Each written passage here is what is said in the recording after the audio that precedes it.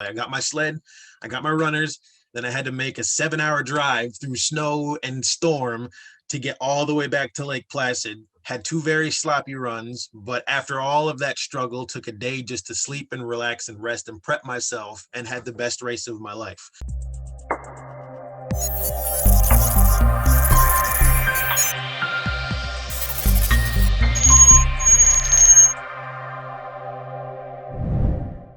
Hey guys, welcome to Keep On Pushing Stories, where we tell you real life stories of motivation, of inspiration, to hopefully inspire you to go live your absolute best life. And today, I'm so pleased to welcome Anthony Watson to Keep On Pushing Stories. Anthony, welcome. Thank you so much. Pleasure to be here. Yeah, man, it's great to have you. So, tell us what it is that you do. How do you serve? How do you bring value to the lives of others? Well, I use all of my life experiences and I do what I can now in the place that I live in New Jersey to give back to the youth and the community and the young athletes that I see and work with on a regular basis. All right, cool. And if someone wanted to reach out to, I don't know, help you or support you in the cause, how would they find you? You can email me at anthony.watson@olympian.org, or you can always just reach out to me on my Instagram, which is awatson, JAM, all together. All together. A Watson, JAM. So, what I really want to know, what we all want to know, Anthony, is your keep on pushing story. We want to hear of a time when you had to overcome a significant obstacle, setback, frustration, or you had to push yourself out of your comfort zone to go do something amazing. So please tell us your keep on pushing story. Well, I guess the keep on pushing story that comes to mind the most was when I was racing in Switzerland. It was coming off of a time where I had no money and I had no prospects of where to get my next funding from to keep me in my season going. And I had come home for a 2-week span of time and didn't see my sister, who was a nurse at that whole time. And she worked the entire Christmas break, overtime, double shifts and whatever. And then the day before I had to leave, she came and she gave me a check for the right amount of money and some to help get me to Switzerland. Now that's just the first part. So when I get to Switzerland, I had a really good race there. And so after leaving Switzerland, I had, was flying from Zurich back to Albany, New York to go race in Lake Placid in the last race. And so for 2 weeks after I had landed, the airport had lost my sled. There was nobody there that I could rent a sled from. There was nobody that had an extra sled. And so I was basically sitting on my hands and feet at every training session, just trying to do the best that I could to save face and, not really fall apart emotionally because I had no sled to race on. So I was on the phone every single day with United Airlines. I was on,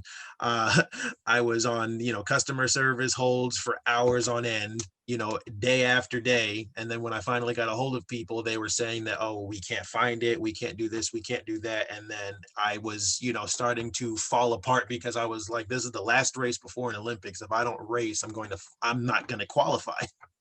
And so it came down to 2 days before the race, where I asked a friend to borrow his car. I drove at 6 p.m. in the evening all the way to Albany, and it took me 4 hours to get there because I was driving in a blizzard.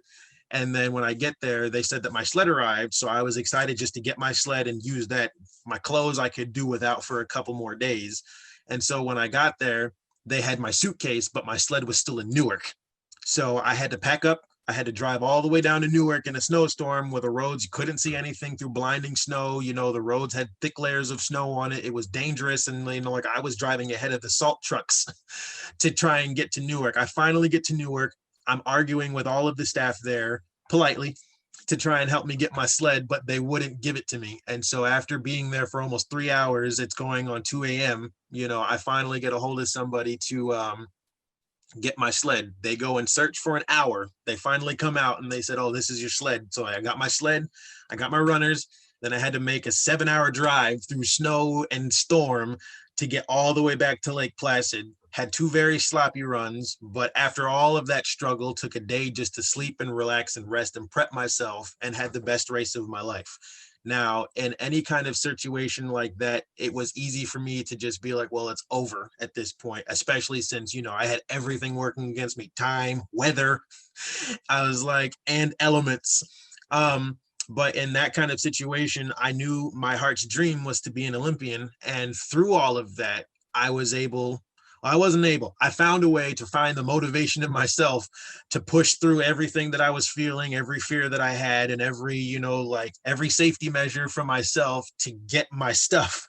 And I'm sitting here telling this story as someone who is now an Olympian. And so that's my keep on pushing story.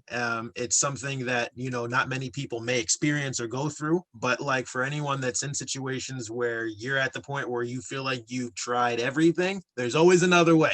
You just got to take a step back and look for that different avenue. And so that's my encouragement to you. And that's how I dealt with it. And that's the mindset that I bring into every challenge that I have today. Amazing. What do you think you have learned from that experience? I learned that I'm a lot tougher than I think I am. You know, I remember hearing how my dad reacted to that. My mom said that he turned pale and, you know, almost fainted when he heard that he's driving through a snowstorm. Like, what else does this boy have to go through to just like have something be normal? But these challenges, I realize they come up to make you value the final product more. And so when I was able to qualify for an Olympics, I remember going back to those moments where I had nothing, where I didn't have anything, and when things were literally so impossible that it was easier to quit than to keep going. And I decided to keep pushing through that. And now I realize that when things get a little rough, when things get very rocky and uncertain, that I've been through the worst of it and I found a way. And now it's just trying to stay positive so that I can keep working and not fall apart to get to where I need to get to. Indeed, indeed. You are tougher than you think you are. And even when things, it seems like it's so much easier to quit than to keep going, you have to find a way to keep on pushing. Yes, sir. Amazing story, powerful lessons, Anthony. Thank you so much for sharing them with us. Thank you so much for having me. Take care.